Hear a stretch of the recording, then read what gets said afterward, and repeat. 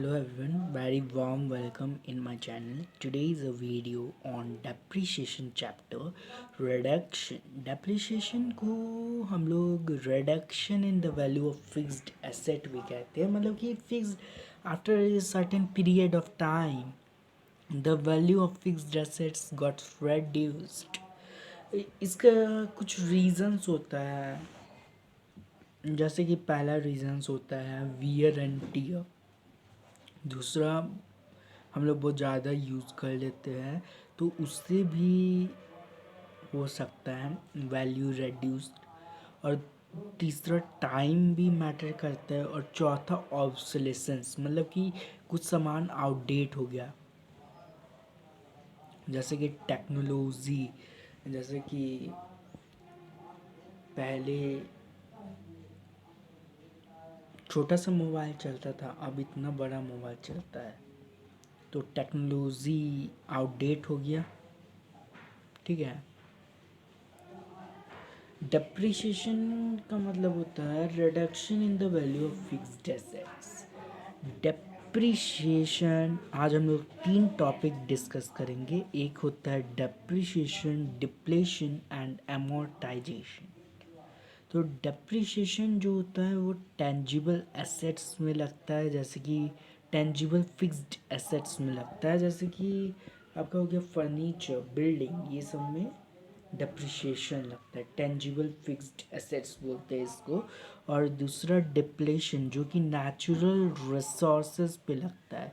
और तीसरा एमोर्टाइजेशन, जो कि इंटेंजिबल फिक्स्ड एसेट्स पे लगता है, जैसे कि गुडविल, पेटेंट, कॉपीराइट। ठीक है। जो डेप्रिसिएशन होता है वो नॉन कैश एक्सपेंडिचर होता है। कैपिटल एक्सपेंडिचर, इसमें ना डेप्रिसिएशन में हम लोग कैपिटल एक्सपेंडिचर जो होता है उसको राइट ऑफ करते हैं। कैपिटल एक्सपेंडिचर मतलब कैपिटल नेचर का जितना भी एक्सपेंडिचर होता है, जितना भी खर्च होता है, वो सबको हम लोग राइट ऑफ करते हैं। इसका मेथड्स क्या क्या है राइट ऑफ करने के? पहला मेथड्स होता है स्ट्रेट लाइन मेथड, जिसको SLM मेथड भी कहते हैं और ओरिजिनल कॉस्ट मेथड भी कहते हैं। और दूसरा होता है रिटेन डाउन वैल्यू मेथड, और इसको डिमिनिशिंग बैलेंस मेथड भी कहते हैं। Balance sheet method, diminishing balance method. जैसे कि आपका स्ट्रेट लाइन मेथड में, स्ट्रेट लाइन मेथड और कह सकते हैं ओरिजिनल कॉस्ट मेथड, उसमें जैसे कि आपका मशीनरी का कॉस्ट है 90,000 सपोज, और उसमें इंस्टॉलेशन चार्ज है 10,000 का, तो कितना हुआ? 1 लाख हुआ। और उसमें डेप्रिसिएशन 10% पर मंथ है, पर एनम है, पर एनम है स्ट्रेट लाइन मेथड से। तो 10,000 हर साल घटेगा। पहले 90,000, फिर 80,000, फिर 70,000, और ये कंटिन्यूसली चलते रहेगा जब तक वो जीरो नहीं हो जाता है। और दूसरा में जैसे कि written down value method, diminishing balance method भी इसको कहते हैं। जैसे कि आपका वैल्यू, मशीन का कॉस्ट है 1 लाख और उसमें 10% रिटेन डाउन वैल्यू मेथड से डिप्रिसिएशन लग जाता है 10,000 का, तो 90,000 हुआ। और फिर 10% ऑफ कॉस्ट, तो 90,000 का 10% निकाल के 9,000 आएगा, तो 81,000 होगा। फिर 81,000 का 10% निकालना है तो 8100 होगा। तो जैसे कि बैलेंस उसका मतलब कि क्या हो रहा है? डिमिनिशिंग हो रहा है, घटते जा रहा है। तो इसमें ना हम लोग 3 प्रकार का अकाउंट बनाते हैं: fixed asset account, depreciation account and provision for depreciation account. ठीक है। अब हम लोग देखने जा रहे हैं next topic, that is characteristics और फीचर्स ऑफ डेप्रिसिएशन। मतलब कि हम लोग अब डेप्रिसिएशन के कुछ फीचर्स देखेंगे। जैसे कि पहला फीचर होता है depreciation denotes a gradual, permanent and continuous fall in the value of fixed asset. मतलब कि फिक्स्ड एसेट्स में, फिक्स्ड एसेट्स का वैल्यू में कमी हो जाना, एक्सेप्ट लैंड। ठीक है। Depreciation is not a process of valuation of assets, मतलब कि डेप्रिसिएशन एसेट्स का वैल्यूएशन का प्रोसेस नहीं होता है, बट प्रोसेस ऑफ स्प्रेडिंग और एलोकेटिंग। ये सिर्फ स्प्रेडिंग और एलोकेटिंग का प्रोसेस होता है। The cost of an assets, मतलब कि एसेट का कॉस्ट को स्प्रेड करता है और एलोकेट करता है, ठीक है, over it's useful working life, अपना पूरा लाइफ में, ठीक है। अब depreciation is a charge against profit it that is revenue earn, मतलब कि डेप्रिसिएशन चार्ज होता है अगेंस्ट प्रॉफिट, प्रॉफिट, ठीक है, दैट इज रेवेन्यू अर्न, जो कि हम लोग का रेवेन्यू अर्न होता है, हम लोग जो कमाते हैं, ठीक है।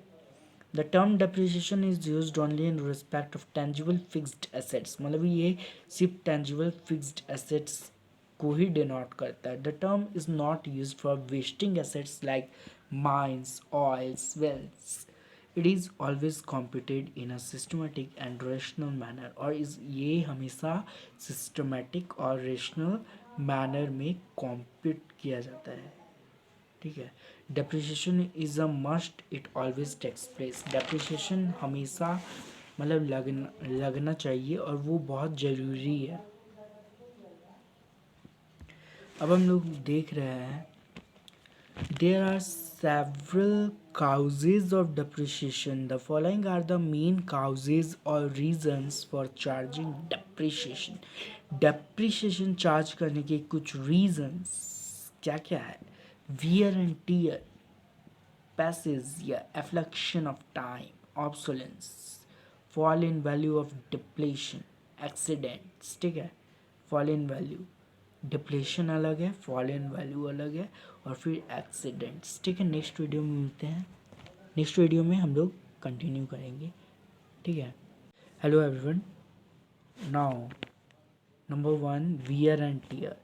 If the asset is used continuously in the business, मतलब कि अगर हम लोग कोई भी एसेट्स को कंटिन्यूसली यूज़ करेंगे तो उसका वैल्यू डिक्रीज हो जाता है, ठीक है, goes on decreasing year by year, मतलब हर साल वो डिक्रीज होते जाएगा due to wear and tear, this is called physical factor, और इसी को हम लोग फिजिकल फैक्टर कहते हैं। वियर एंड टीयर क्या है? फिजिकल फैक्टर है।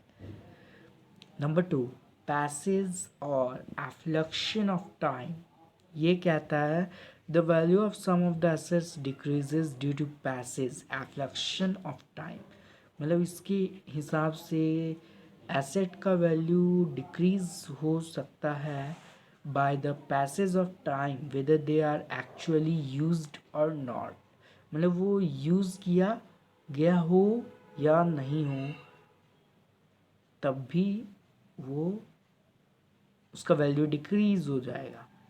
नंबर 3, ऑब्सोलेशंस, ये क्या कहता है? Obsolescence is another cause for depreciation. Obsolescence is non physical factor, obsolescence जो होता है वो नॉन फिजिकल फैक्टर होता है, ठीक है। Obsolescence means out of date, ऐसा चीज़ जो कि आउटडेटेड हो गया है, खत्म हो गया पूरी तरह से। Hence, due to invention and fast changing technology, the assets like machinery and official equipments often become obsolete before they wear out. Obsolete होते जा रहा है, ठीक है, मशीनरी और ऑफिशियल इक्विपमेंट्स। नंबर 4 आता है डिप्लेशन या exhaustion. Depletion is the decrease in value of wasting assets, मतलब कि वेस्टिंग एसेट्स, ऐसा एसेट्स जो कि वेस्ट हो रहा है, such as mineral mines, oil wells. The value of a mine or oil well decreases as the quantity of, मतलब उसका वैल्यू भी डिक्रीज कर रहा है जैसे उसका क्वांटिटी डिक्रीज कर रहा है, क्वांटिटी डिक्रीज कर रहा है, वैल्यू डिक्रीज कर रहा है, ठीक है। Permanent fall in market value, मतलब मार्केट वैल्यू में फॉल आ जाना। The value of some of the assets decreases due to permanent fall in the market value. कुछ एसेट्स का वैल्यू भी डिक्रीज होता है as permanent fall in market value. Accidents भी इसका एक रीज़न है। As a result of some accident the asset become worthless और यूजलेस। मतलब कुछ एक्सीडेंट की वजह से कुछ एसेट्स आपका वर्थलेस और यूजलेस हो जाता है। Such a loss is treated as depreciation, और इसी को हम लोग डेप्रिशिएशन बोलते हैं, और ये लॉस होता है। ठीक है,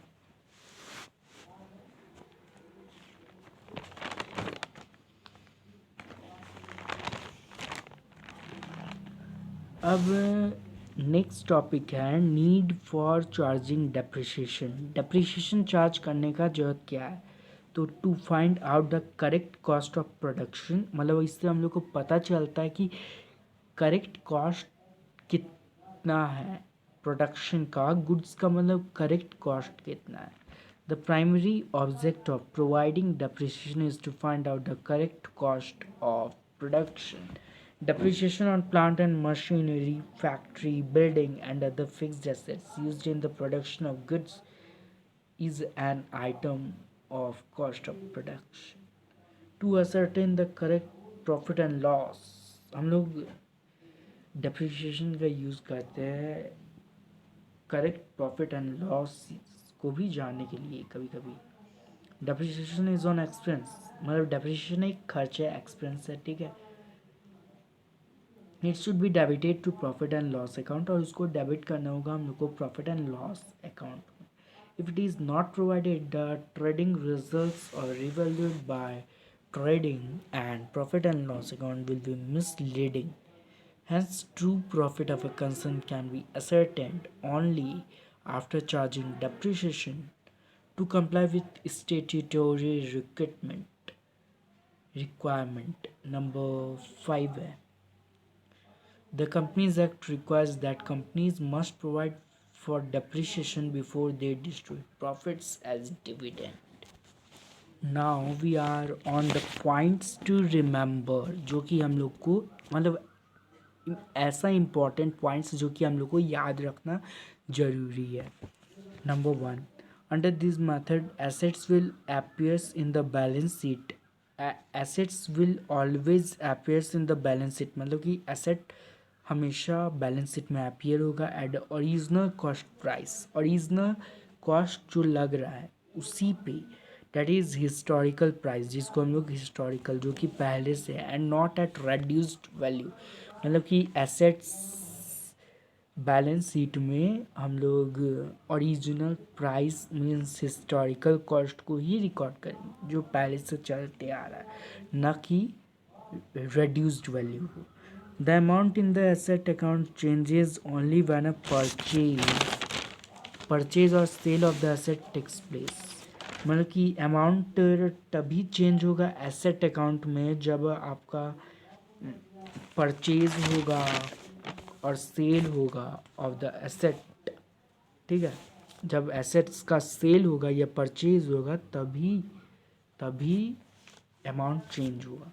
The balance of provision for depreciation account goes on accumulating, increasing, और यहाँ पर जो बैलेंस होगा प्रोविज़न फॉर डेप्रिसिएशन अकाउंट का वो इंक्रीज होते रहेगा। ठीक है, on any particular date total provision represents the total amount of depreciation provided to date, और जो टोटल प्रोविज़न जो है वो रिप्रेजेंट करेगा टोटल अमाउंट ऑफ डेप्रिसिएशन जो कि प्रोवाइडेड किया गया है। After the expiry of the useful life, both provision for depreciation account and asset account are closed by passing the following entry. Provision for depreciation account debit to asset account. Any balance in asset account is transferred to profit and loss account. और कोई भी balance होगा asset account में उसको हम लोग transfer करेंगे profit and loss में। ठीक है, ठीक है, नेक्स्ट वीडियो में मिलते हैं। अगर वीडियो अभी तक अच्छा लगा, like comment subscribe my channel.